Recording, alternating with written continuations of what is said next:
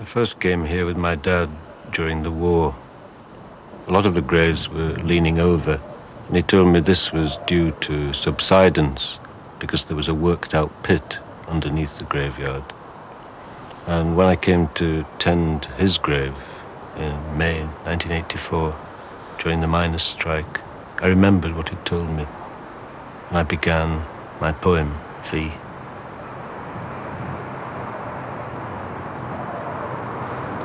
This is the grave where my mother and father are buried, and where my father's mother and father are buried. And it has a panoramic view over the whole of Leeds. This way towards the town hall, Leeds Grammar School, and the University of Leeds, where I studied and got the education that took me away from this background. In this direction, it overlooks Leeds United football ground, Ellen Road. There's room for one more body in this grave, and it could be mine.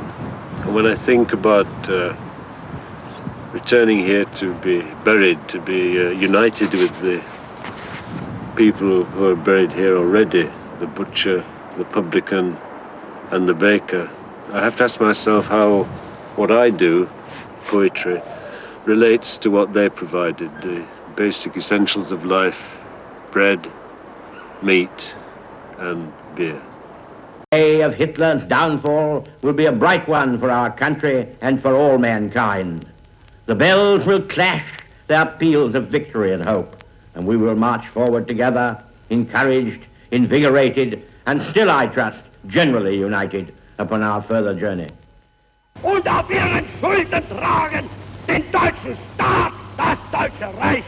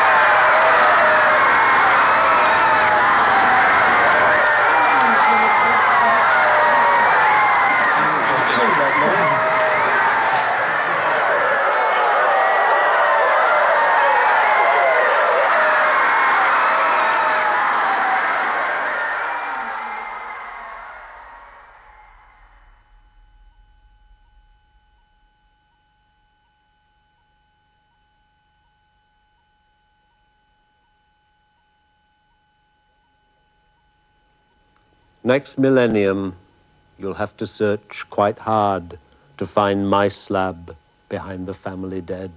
Butcher, publican, and baker, now me, bard, adding poetry to their beef, beer, and bread. With Byron 3 graves on, I'll not go short of company, and Wordsworth's opposite. That's 2 peers already of a sort, and we'll all be thrown together if the pit, whose galleries once ran beneath this plot, causes the distinguished dead to drop into the rabblement of bone and rot, shored slack, crushed shale, smash prop. Wordsworth built church organs, Byron tanned luggage cowhide in the age of steam, and knew their place of rest before the land caves in on the lowest worked out seam. This graveyard on the brink of Beeston Hills, the place I may well rest, if there's a spot under the rose roots and the daffodils by which Dad dignified the family plot. If buried ashes saw, then I'd survey the places I learned Latin and learned Greek and left the ground where Leeds United play, but disappoint their fans week after week, which makes them lose their sense of self-esteem. And taking a shortcut home through these graves here, they reassert the glory of their team by spraying words on tombstones, pissed on beer. This graveyard stands above a worked-out pit. Subsidence makes the obelisks all list. One leaning left's marked fuck, one right's marked shit, sprayed by some peeved supporter who was pissed. Far-sighted for his family's future dead, but for his wife, this banker's still alone on his long obelisk and doomed to head a blackened dynasty of unclaimed stone, now graffitied with a crude four-letter word. His children and grandchildren went away and never came back home to be interred, so left a lot of space for skins to spray. The language of this graveyard ranges from a bit of Latin for a former mayor or those who laid their lives down at the Somme, the hymnal fragments and the gilded prayer, how people fell asleep in the good Lord, brief, chiselable bits from the good book, and rhymes whatever length they could afford, to cunt, piss, shit, and mostly fuck. Or more expansively, there's Leeds versus the opponent of last week, this week, or next, and a repertoire of blunt four-letter curses on the team or race that makes the sprayer vexed. Then, pushed for time, or fleeing some observer, dodging between tall family vaults and trees, like his team's best ever winger, dribbler, swerver, fills every space he finds with versus V's. V's sprayed on the run at such a lick, the sprayer mastered of his flourished tool gets short-armed on the left, like that red tick they never marked his work much with at school.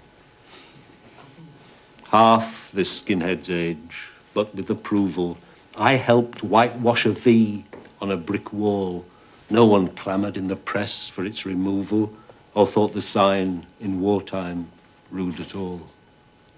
These V's are all the versuses of life, from Leeds versus Derby, black, white, and, as I've known to my cost, man versus wife, communist v fascist, left v right, class versus class, as bitter as before, the unending violence of us and them, personified in 1984 by Coleboard McGregor and the NUM. Hindu, Sikh, soul, body, heart v mind, east, west, male, female, and the ground these fixtures are fought out on's man, resigned to hope from his future what his past never found. The prospects for the present aren't too grand, when a swastika with NF, National Fronts, sprayed on a grave, to which another hand has added in a reddish colour, cunts, which is, I grant, the word that springs to mind when going to clear the weeds and rubbish thrown on the family plot by football fans